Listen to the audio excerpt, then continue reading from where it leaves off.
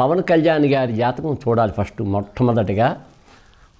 ఆయన జాతకం చూసిన తర్వాత ఆయన జాతకాన్ని నిర్ణయం అనేటటువంటిది. ఎందుకంటే 2 రకాలు, జాతకరీత్యా ఎలా ఉందో సిచ్యువేషన్, జాతకరీత్యా బాగానే ఉంది కాబట్టి ఆయన డిప్యూటీ సీఎం అయ్యారు. మరి అది వరకు అవ్వలేదు, ఎందుకు చాలా ప్రయత్నం చేశారు, ఎంతకంటే గట్టి ప్రయత్నమే చేశారు, అప్పుడు అవ్వలేదు అంటే కారణం అప్పుడు ఆయనకి గ్రహాలు అనుకూలంగా లేవు. ఇప్పుడు అనుకూలంగా ఉన్నాయి కాబట్టి డిప్యూటీ సీఎం అయ్యారు. ఫ్యూచర్లో సీఎం అయ్యే అవకాశం ఖచ్చితంగా ఉంది.